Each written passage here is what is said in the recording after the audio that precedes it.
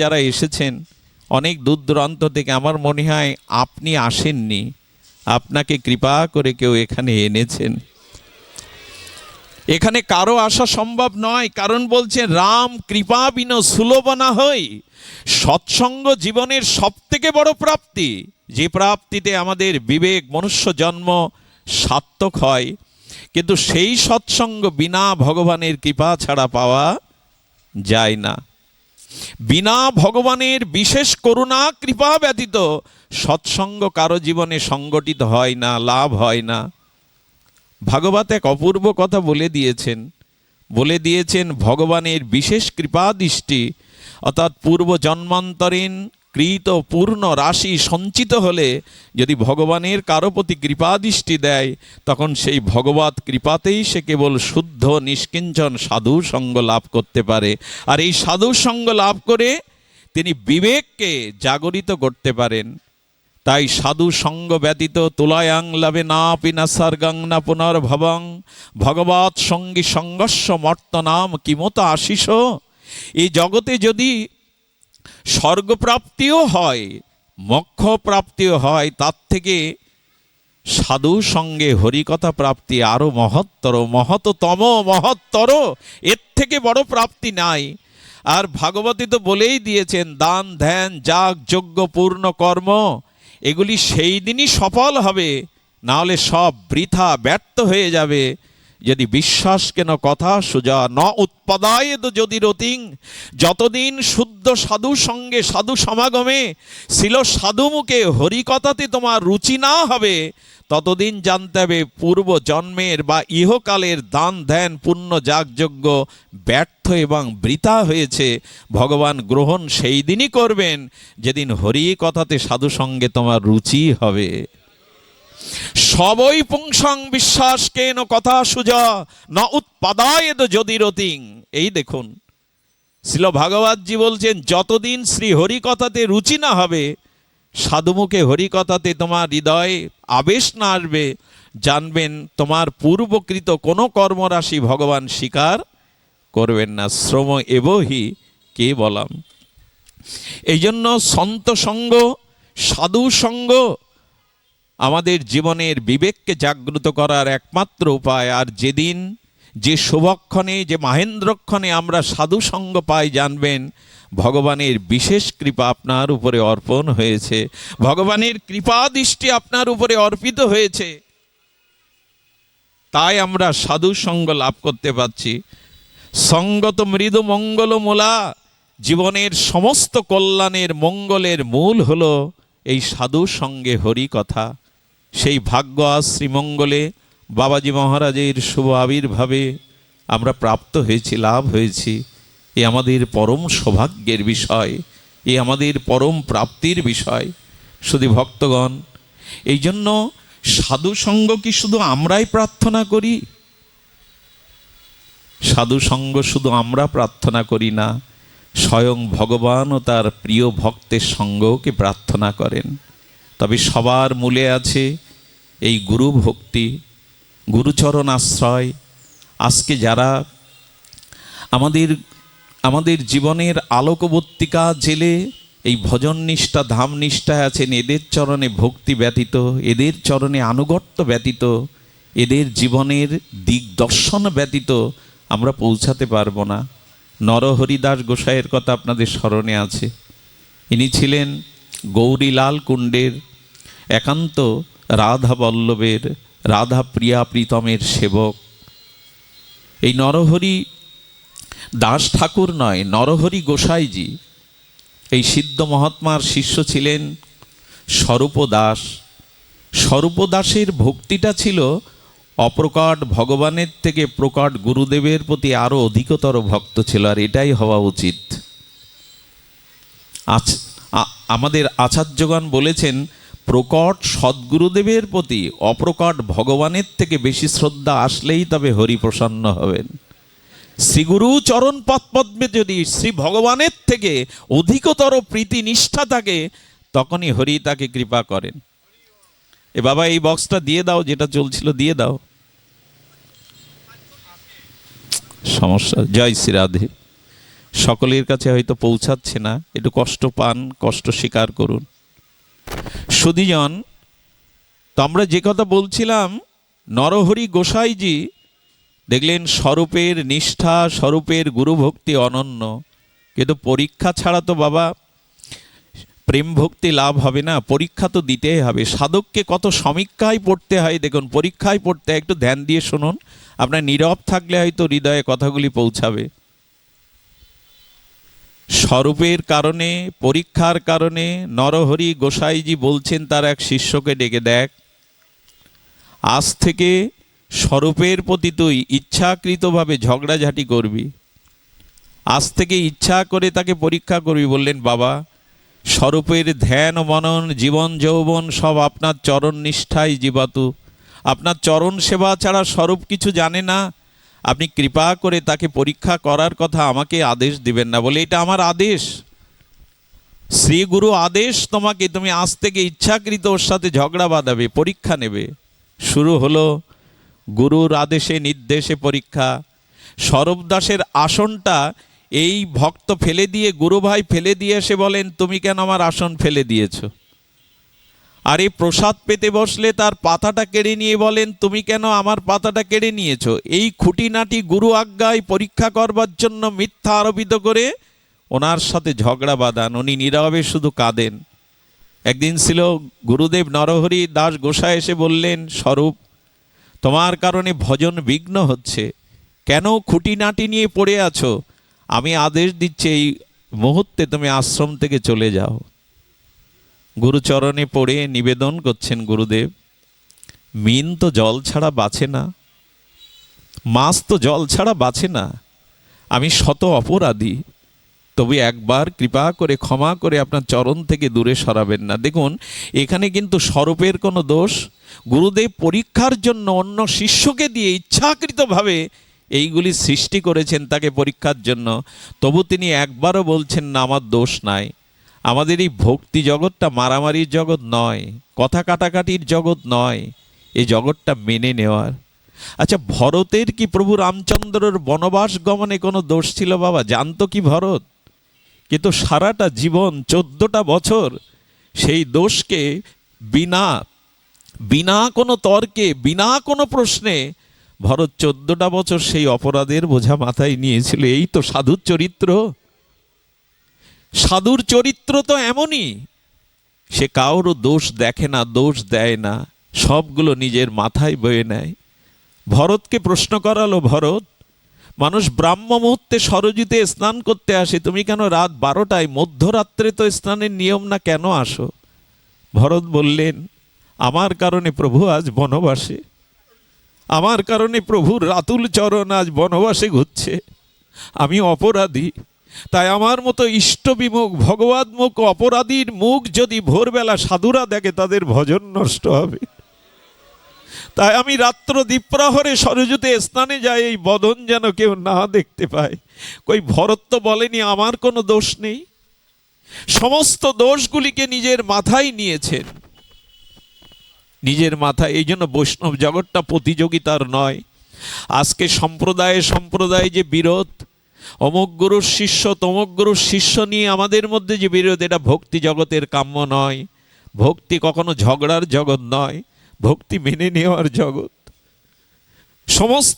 সমস্ত দোষ নিজের মাথায় করে নেওয়ার জগৎ হলো এই ভক্তি জগৎ, যেটা ভরত সন্ত দেখিয়েছেন। আমার মনে হয় প্রভু রঘুপতি রামচন্দ্র রাজীবলোচন কৌশলানন্দন মর্যাদা পুরুষোত্তম, কিন্তু জগতে রামের উপরেও যদি কোনো বিশুদ্ধ চরিত্র থাকে সে হলো ভরতের চরিত্র।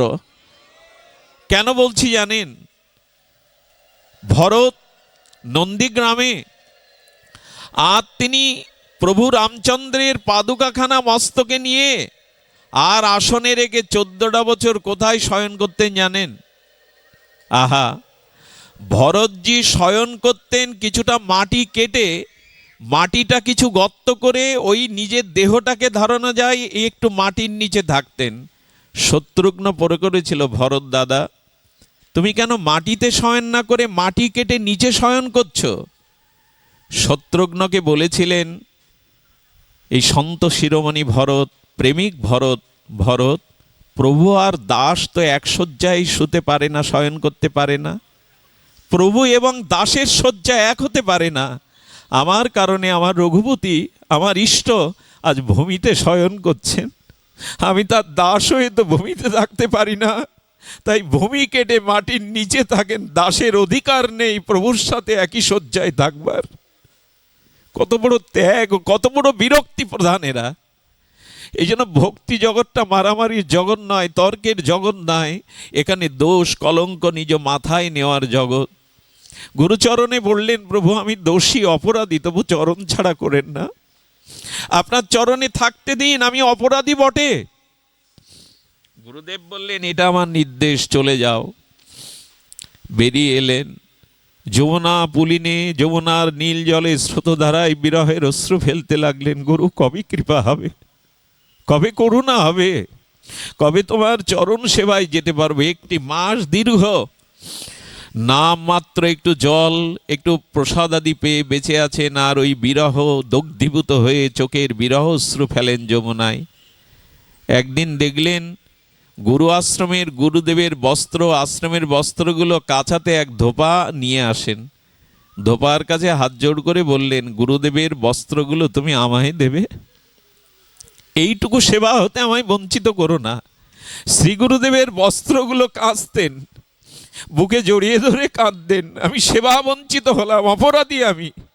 কাপড়গুলো সুন্দর পরিপাটি করে শ্বেত শুভ্র করে গেছে, বুকে জড়িয়ে ধরে চোখের জল দু এক ফোঁটা ফেলতেন। গুরুদেব, কবে আবার তোমার চরণ সেবা পাবো? দেখুন, কোনো অপরাধ নেই, কিন্তু কি জাতীয় গুরু নিষ্ঠা তার। ওই কাপড়গুলো কাচতে কাচতে 1 মাস হয়ে গেল। যার কাছে কাপড় কাচতে দেন নরহরি গোসাইজি মহারাজ বললেন, শোনো, সত্যি করে বলো, আমার কাছে মিথ্যা বলবেন, এই কাপড় তুমি কাছো না অন্য কেউ কাছে? কেন মনে হলো জানেন? সেবা বুঝতে গেলে বুঝতে হবে, প্রথম কিছুদিন দেখবেন সেবাটা যে কেউ পরিপাটি করে নিজের সেবা বজায় রাখার জন্য। ধোপার কাছে কাপড় দেবেন, প্রথম দিকে দেখবেন পরিপাটি করে কাছে, কিন্তু যত সময় চলে যায় তত ওই সেবায় অবহেলা আসে। কিন্তু গুরুদেব দেখছেন এই 1 মাস ধরে যে বস্ত্রগুলো কেচে আনে, এগুলো ধীরে ধীরে দিন দিন আরো উজ্জ্বল, আরো সুন্দর করে কে পাঠায়? তো ধোপার কাজ না। বাবা, সত্যি করে বলো, কে এই বস্ত্রগুলো কেচে পাঠায়? চরণে পড়ে বললেন, আপনি মহাত্মা, মিথ্যা বলা উচিত নয়। আপনার স্বরূপই আমার কাছ থেকে গোপনে এগুলি সেবা করে আপনার চরণে পাঠান। আমাকে বলতে নিষেধ করেছেন, তবু আপনার সামনে আমি মিথ্যা বলতে পারি না। সঙ্গে সঙ্গে বলে দিলেন, গিয়ে বলো আমার আদেশ, আজ থেকে যেন যমুনা পুলিন ছেড়ে দিয়ে এখান থেকেই চলে যায়। শুধু ভক্তগণ আরও ভেঙে পড়ল যে যমুনা পুলিনে তোমার স্মৃতি বুকে নিয়েছিলাম, একটুখানি সেবা পেয়েছিলাম দূর থেকে, তবুও বঞ্চিত হলাম। অপরাধীর ন্যায় মথুরা মণ্ডলে গেলেন। মথুরায় গিয়ে ওখানে বাস করতে লাগলেন। যে শিষ্যরা নরহরি দাস গোসাইজির কাছে যান, আর স্বরূপকে দেখেই, গুরুনিষ্ঠ ভক্তকে দেখে যারা প্রণামী ফলমূল দেয়, সেগুলি একটি শিষ্যের দ্বারা উনি 15 দিন অন্তর সেই প্রণামী এবং সেই ফলমূলগুলো পাঠিয়ে দেন যদি তার সেবায় লাগে। এখানেও তিনি জানতে পারলেন যে এমনি করেই সে অর্ঘ্য পাঠায়। যার দ্বারা পাঠায় তাকে বললেন, আজ থেকে বলো যেন বৃন্দাবন 84 খরচ ছেড়ে সে চলে যায়। কত পরীক্ষা, কত পরীক্ষা! আছাড় খেয়ে পড়লেন, গুরুদেব অন্তত ব্রজমণ্ডলেই তো মাটিতে পড়ে থাকতাম। চোখের জল নিয়ে বুকে, দেখুন আদেশ কত বড় বলবান আমাদের এই রাজ্যে। ব্রজমণ্ডল ছেড়ে চলে গেলেন, চলে এক গ্রামে বাস করেন। সেই গ্রামে সেই গুরু স্মরণ মননে চিন্তনে ওইখানেই দিন কাটান। আমার গৌরীলালের কি ইচ্ছা, সেই গৌরীলালের কুণ্ডের নরহরি গোসাইজি তিনি প্রচার কারণে ওই গ্রামেই এসেছেন। যেদিন গ্রামে এসেছেন এই কথাটি স্বরূপ দাসের কানে গেল না। গুরুদেব পূর্ব দিকে কোনো একটা ভক্তের গৃহে আছে, এই দিকে পূর্ব দিকের বাতাসটা বুকের মধ্যে নিতেন। গুরুদেব, তোমার অঙ্গের বাতাস তো বয়ে আসছে, এটুকু যেন আমি বুকে নিতে পারি। কি গুরু নিষ্ঠা! গুরুদেব এসেছেন এই আনন্দে। তিনি গুরু চিন্তা করতে করতে, গুরু ধ্যান করতে করতে, ওই যে বললাম তন্ময় হয়ে গেছেন। শ্রী গুরুদেবের হৃদয়ের সাথে শিষ্যের হৃদয় একীভূত হয়ে গেছে, তন্ময় হয়ে গেছে। আর সেদিন দুটো ঘটনা ঘটল, বড় বিস্ময়কর ঘটনা। গুরুদেব স্নান করতে এসে সেই ভোরের অস্পৃষ্ট আলোতে তার পায়ে একটা ইষ্টকের আঘাত লেগে পাটা কেটে গেল। আঘাত লেগেছে গুরুদেবের, কিন্তু ব্যথায় রক্ত ঝরছে স্বরূপ দাসের পায়ে। এই দেখুন একীভূত মন হয়ে গেলে, একই স্বরূপে আত্মা একীভূত, চিত্ত একীভূত হয়ে গেলে ব্যথাটা ওখানে। আমি পড়েছি ইতিহাসে, এ জগতের প্রাকৃত নায়ক নায়িকা, প্রাকৃত কাম কামনায় শুনেছি লাইলির গায়ে আঘাত লাগলে নাকি মজনুর গায়ে তার ব্যথা ফুটে উঠত। আমাদের এই জগতে দেখবেন যমজ সন্তান যে মায়ের গর্ভে হয়, একটি সন্তান অসুস্থ হলে আরেকটি সন্তানের মধ্যে অসুস্থতা চলে আসে। একই গর্ভে একই নারীতে জন্ম। তো গুরুগত প্রাণ যে শিষ্য, গুরুকে যে সর্বস্ব দিয়েছে, গুরুদেবের প্রতিটি ব্যথা অনুরাগ তার চিত্তে ফুটে ওঠে। গুরুদেব স্নান করতে গিয়ে বটের ঝুড়িতে মাথায় লেগে ফুলে গেল, সেই আঘাতের ফোলাটা স্বরূপের মাথায়ও ফুটে উঠল।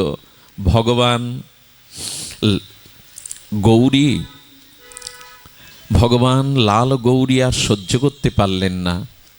ছিল গুরু নরহরি দাস মহারাজ যখন চলে গেলেন মন্দিরে চলে গিয়ে উনি যখন প্রিয়া প্রীতমকে দর্শনের জন্য মন্দিরে প্রবেশ করলেন, এ দৃশ্য আমার মুখে মানায় না, এ ভাষা আমার নাই, এ অনুভূতি আমার নাই। দেখলেন তার লাল গৌরী আশ্রমের তার প্রিয়া প্রীতম ঝরঝর করে কাঁদছে, রাধা মাধব বিগ্রহ কাঁদছে। রাধা মাধবের চোখের বিন্দু বিন্দু অশ্রু দেখে লুটিয়ে পড়লেন।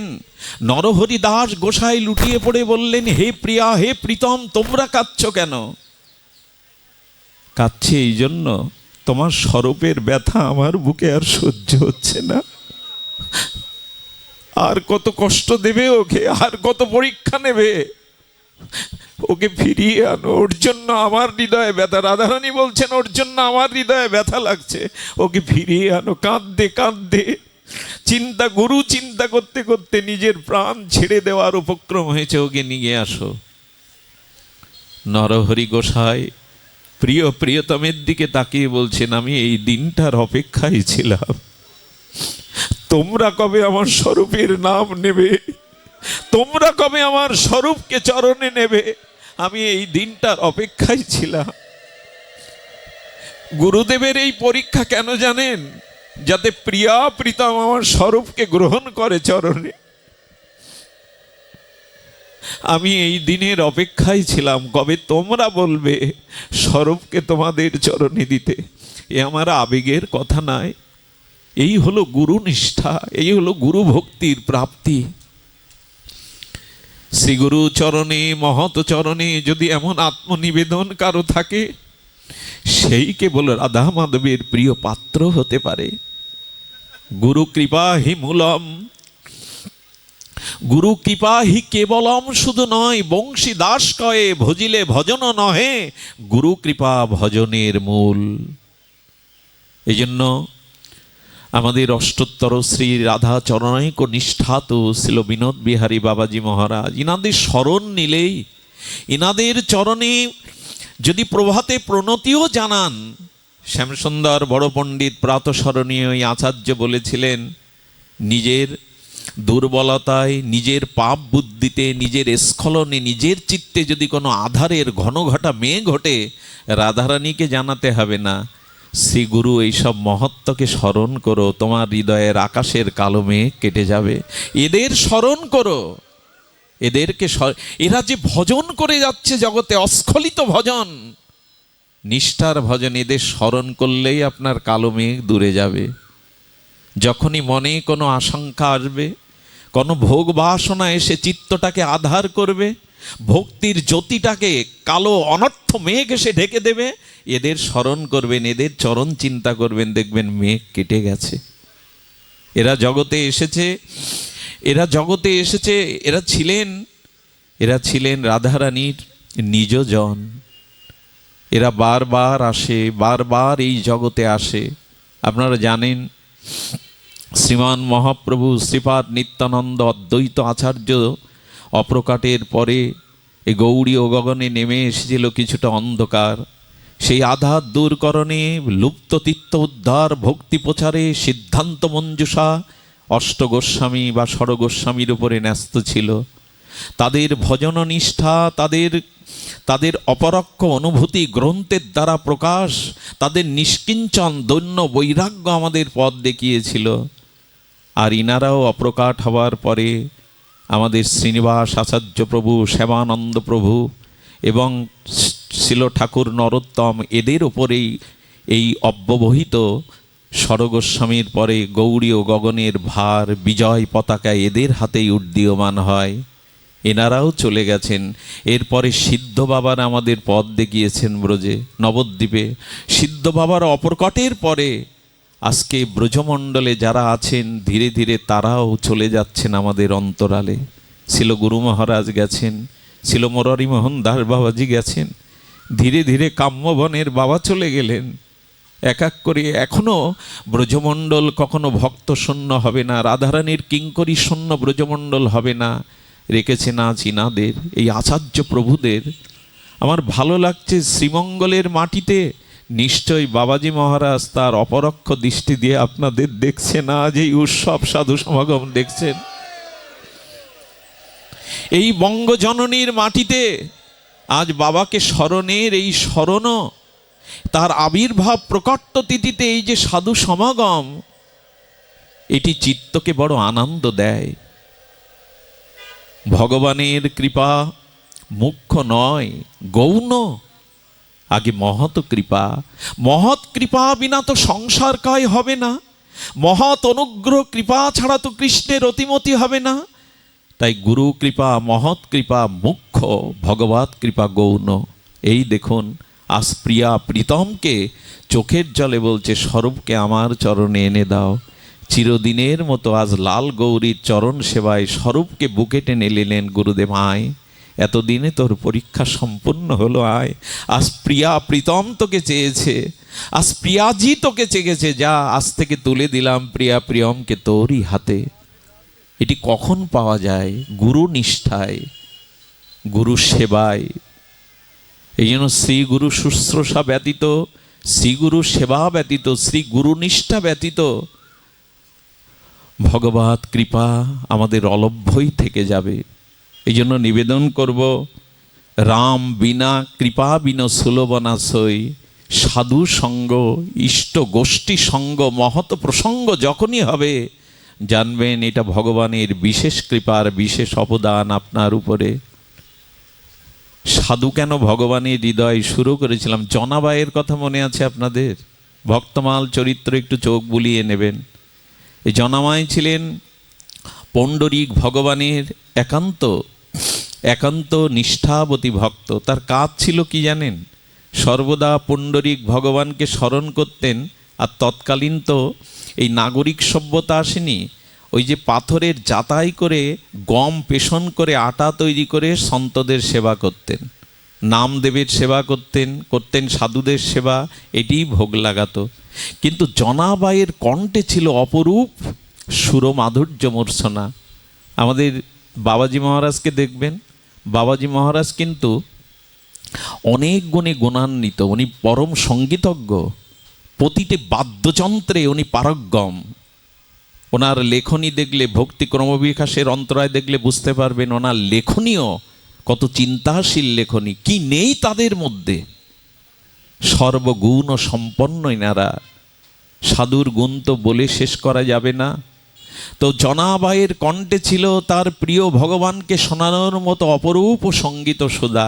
এই দেখুন কেন ভক্তের হৃদয়ে ছুটে বেড়ানো। ওই যে বললাম, ফুলের মধ্যে, কুসুমের মধ্যে কিঞ্চিত বিন্দু মধু সঞ্চিত হলে যেমন ভ্রমরকুল আকুল হয়ে রাগরাগিনীর আবেশে সেই মধুপানে মত্ত হয়ে ফুলে বসেন, তেমনি কোনো চিত্ত, কোনো গুরুনিষ্ঠা, কোনো অস্খলিত ভজনে ভক্তের হৃদয়ে যদি অনর্থ নিবৃত্তির দ্বারা বিন্দুমাত্র ভগবৎ ভজনের প্রেম সঞ্চিত হয়, ওই প্রেমে লালায়িত হয়ে ভগবান সেই ভক্তের পেছনে ছুটে বেড়ান। আজকে জনাবাইয়ের কাছে পুণ্ডরীক গোবিন্দ আসছেন। গোবিন্দ এসে এসে বসে বসে জনাবাইয়ের সেই জাতা মাড়াই করা, গম পেষণের করা সেই পেষণ যন্ত্রের শব্দে আরো সুরলহরীতে গোবিন্দকে সেই সুরমাধুর্যে সঙ্গীত দান করেন, সুধা দান করেন। গোবিন্দ একদিন শুনতে শুনতে কি করেছে জানেন? বলে, জনাবাই, তুমি যে এই যে চাকি ঘোরাচ্ছ না, এই চাকির ঘর ঘর শব্দে তোমার ওই সঙ্গীত মাধুর্য আমার কাছে বিঘ্ন হচ্ছে, তুমি ওটা বন্ধ করে আমাকে শোনাও তোমার ভজন সুধা। ভগবান এসে